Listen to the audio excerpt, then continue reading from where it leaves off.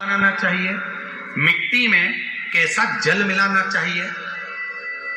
जब शिवलिंग का निर्माण करें, शंकर के शिवलिंग को जब बनाए तो सबसे पहले कैसे बनाए, उस तक का विधान शिव महापुराण में और लिंग पुराण में कहा गया।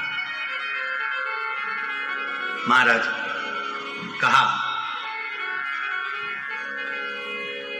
क्यारे की मिट्टी हो, क्यारा मतलब समझिएगा जिस मिट्टी पर कोई गंदगी ना करी गई हो, ऐसी जगह का कोई भाग मिट्टी का लाया जाए जहां कोई गंदगी ना करे। शिव महापुराण की कथा कहती है। देखो, पिछले वर्ष के लॉकडाउन से लेकर अभी तक की जो कथाएं आप लोग सुने हैं, उसमें शिवलिंग मट्टी का किस तरह से बनाया जाए और कैसी मट्टी हो और उसमें पानी कैसा मिलाया जाए, कैसा शिवलिंग तैयार करा जाए, उसका विधान वर्णन नहीं कर पाए, परंतु आज कथा निकली है तो उसको सुन लो।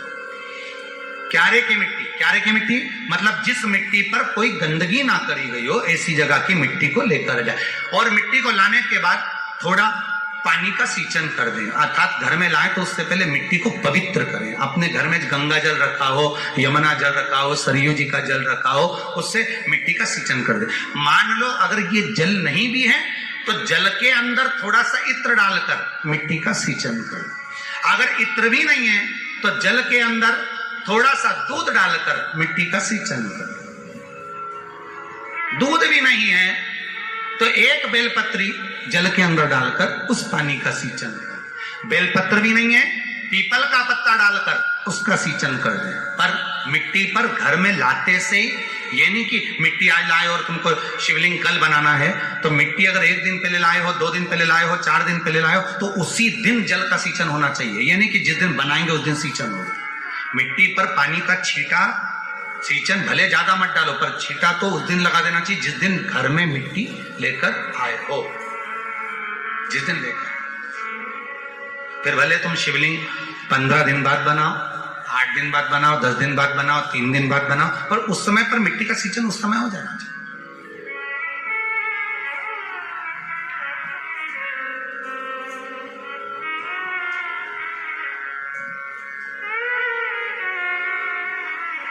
फिर कहा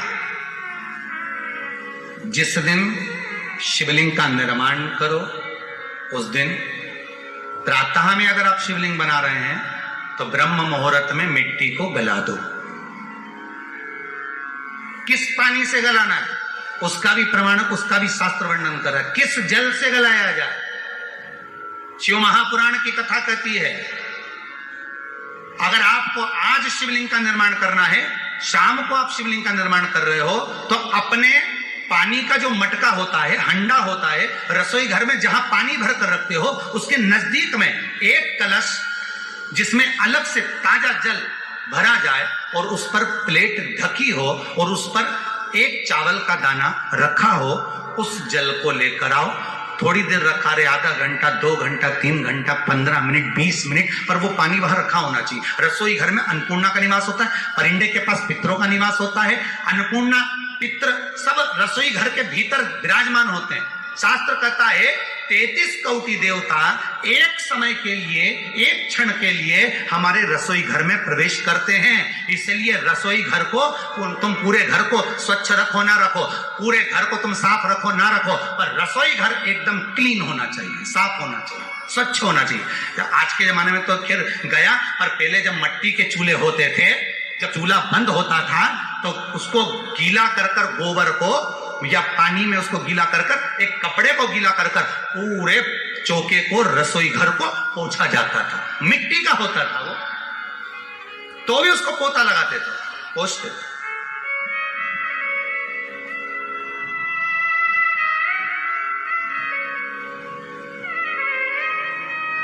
तो पहला क्रम है पार्थिव शिवलिंग का निर्माण। सावन के महीने में अगर आप शिवलिंग बनाते हैं, सोमवार को शिवलिंग बनाते हैं, तो नियम ध्यान रखिएगा महाराज, लिंग पुराण से है ये, इसका नियम ध्यान रखिए। क्या करना है, मिट्टी को लाना है, जल का छींटा देना, छींटा जरूर देना, घर में लेकर आए और जल का छींटा होना जरूरी है। 2 दिन तक, 3 दिन तक मिट्टी रखी हुई है और उसके बाद अगर आपने पानी का छींटा नहीं दिया है और आपने डायरेक्ट मिट्टी को गला दिया और उसके बाद बनाया तो उसका कोई प्रमाण नहीं। जल का छींटा अवश्य, फिर उसको रख दें। 15 दिन बाद बनाओ, 4 दिन बाद बनाओ, 3 दिन बाद बनाओ, 2 दिन बाद बनाओ। शिवलिंग जब बनाओ तब उस मिट्टी को, जो कलश आपने रसोई घर में रखा है चावल का दाना रखकर प्लेट के ऊपर, अर्थात उस कलश का जल उस मिट्टी में थोड़ा सा डालिए। क्यों डाला जाता है उसका भी भाव वर्णन किया है। अब भविष्य पुराण, स्कंद पुराण और अग्नि पुराण, इन तीनों से ले लिया गया। वर्णन किया गया जब उस कलश का जल हम डालते हैं तो उस कलश में पितरों का भाव आ जाता है, अन्नपूर्णा का भाव आ जाता है, घर में लक्ष्मी का भाव आ जाता है, संपदा का भाव आ जाता है। पूरे 24 घंटे के अंदर एक क्षण के लिए रसोई घर में 33 कोटि देवता आते हैं, तो वो देवता का सारा भाव उस कलश के अंदर आ जाता है। और वो जल जब हम उस मिट्टी में मिलाते हैं तो गंगा, यमुना, सरयू, सरस्वती, ये 33 कोटि देवता में, तो इन सब का आनंद उस जल में आ जाता है। और वो जल जब हम मिट्टी में मिलाते हैं तो मिट्टी पवित्र हो जाती है, स्वयं कैलाश अधिपति को स्वीकार करने के लायक हो जाती है, निर्मित करने के लायक हो जाती है।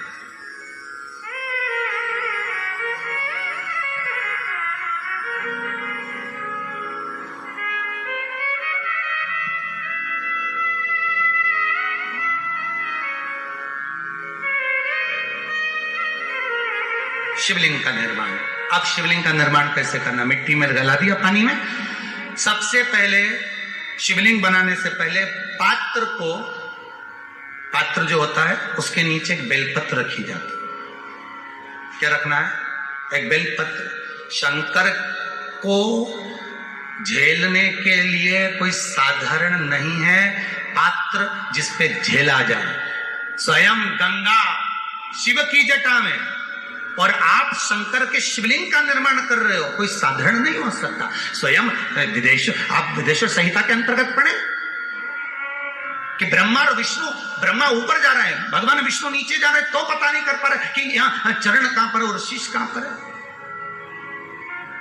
उसको जान ही नहीं पा रहे।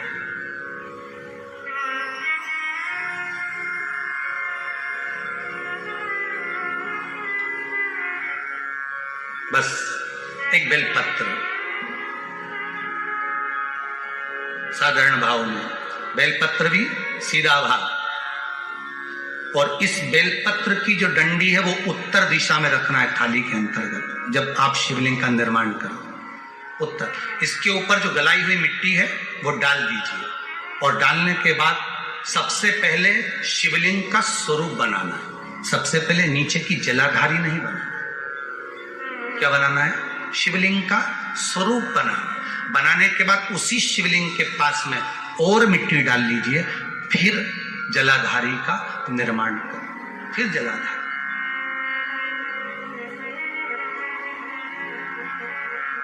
शिवलिंग जलाधारी निर्मित हो गई। शंकर जी का संपूर्ण परिवार शिवलिंग में रहता है, आपको पहले भी कहा। भगवान भूत अधिपति भूतेश्वर भगवान शिव का संपूर्ण परिवार शिवलिंग में, पहले भी कथा में कहा, आज फिर आपको वर्णन कर देते हैं।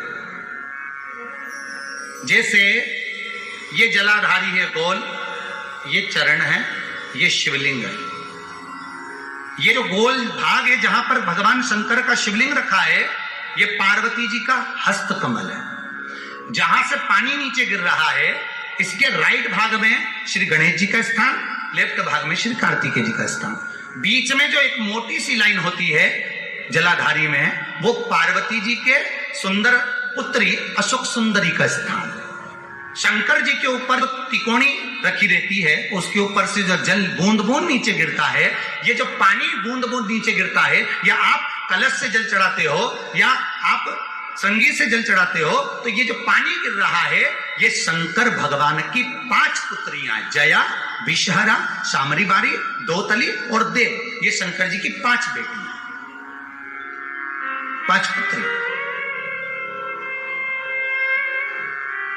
कार्तिकेय भी है, गणेश भी है, अशोक सुंदरी भी है, शंकर जी की 5 बेटियां भी हैं, शंकर भी है और पार्वती भी। अर्थात शिव जी के परिवार में आपको गणेश जी की पूजन अलग करने जाने की जरूरत नहीं पड़ेगी, शंकर के परिवार में पार्वती जी की पूजन अलग करने जाने की जरूरत नहीं पड़ेगी, कार्तिकेय की पूजन अलग जाकर करने की जरूरत नहीं है। शंकर का परिवार शंकर के शिवलिंग के साथ में उस जलाधारी में संपूर्ण परिवार शंकर का विराजमान है, संपूर्ण परिवार, कुछ भी नहीं, संपूर्ण और पूरा परिवार है महाराज। फिर वही बात आई, ध्यान दीजिएगा, जिस व्यक्ति को नींद ना आवे, रात्रि को सोते समय टेबलेट खाने की जरूरत नहीं, शंकर भगवान की 5 पुत्रियों का नाम लीजिए। जया, हाथ में जल लो, पलंग पर बैठो, जल हाथ में लिया, जया आचमन कर लो, विषहरा आचमन कर लो, शामली बारी आचमन कर लो, दौतली आचमन कर लो और देव आचमन कर लो। ये शंकर की जो 5 पुत्रियां हैं, ये ऐसी पुत्रियां हैं जो निंद्रा देवी को लेकर आती हैं और हमें विश्राम का आनंद सुख प्रदान करती हैं, हमारे नयनों पर विराजमान रहती।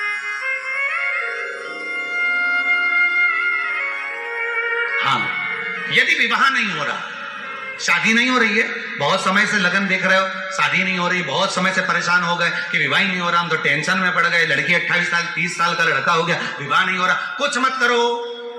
अष्टमी तिथि आए तो अशोक सुंदरी वाली जो जगह है वहां पर हल्दी की 7 बिंदियां लगा दो, लड़का लड़की का हाथ उस बिंदी पर रखवा दो, उसका नाम गोत्र बोलो, उसी हल्दी में उसके हाथ पीले करवा दो और पीपल के पेड़ पर उस हाथ के 5 छापे पड़वा दो, 3 महीने में विवाह पक्का हो जाता है महाराज। उसका इतना, अशोक सुंदरी के उस हल्दी का इतना प्रमाण है।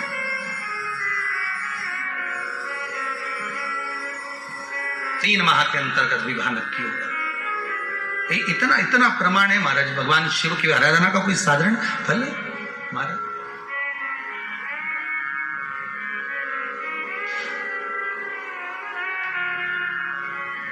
निर्मित करा शिवलिंग। एक बार सब जितने भी टीवी पर बैठे हैं, सम्मुख में कथा सुन रहे हैं,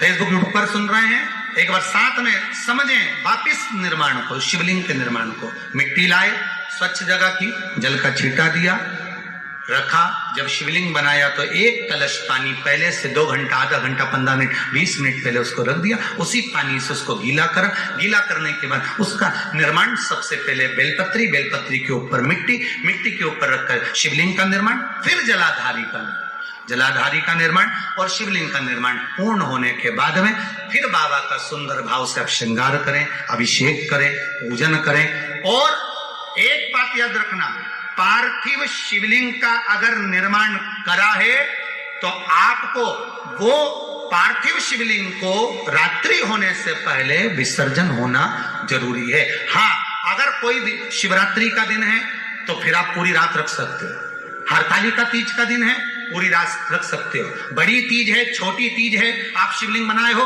तो आप पूरी रात रख सकते हो, विशेष कोई उत्सव है, श्रावण का महीना है, पूरी रात रख सकते हो। पर बाकी के समय अगर आप शिवलिंग का निर्माण करें तो उसको सूर्यास्त होने के पहले आप उसको नदी में, जल में, जलाशय में विसर्जन करें। और ध्यान दीजिएगा, विसर्जन करते समय जब आप विसर्जन करें, पानी में अपने पात्र को, शिवलिंग को जब छोड़ें, उस समय पर ध्यान दीजिएगा कि शिवलिंग की जो जल की धार है, जिसका उत्तर की ओर जो जल की धार होती है, विसर्जन करते समय वो जल की धार अर्थात वो उत्तर का भाग हमारी ओर होना चाहिए और थाली इस तरह से पकड़ें कि वो भाग हमको जब डालें तो वो भाग हमको दिखे, थोड़ा सा नजर आए पानी में डालते समय। और जब वो थोड़ा भाग दिखता रहे और जिसलिए आपने शिवलिंग बनाया, जिस कामना से आपने शिवलिंग बनाया है, वो कामना उस भाग को पानी में देखते देखते बोल दीजिए, वो कामना पूर्ण हो जाती है। इसको कहते हैं पार्थिव शिवलिंग का निर्माण करना और उसकी आराधना करना। उसकी आराधना कई लोग करते हैं, बना भी लेते हैं, पूजन भी करते हैं और कई बार कहते हैं हमारा काम नहीं, तो उसमें भगवान का दोष नहीं है, दोष अपना देखो। आप आए नहीं, सुबह हो गई, मेरी पूजा की थाली धरी की धरी रहे हो, क्यों नहीं आए, किस लिए नहीं, वो हमें देखना।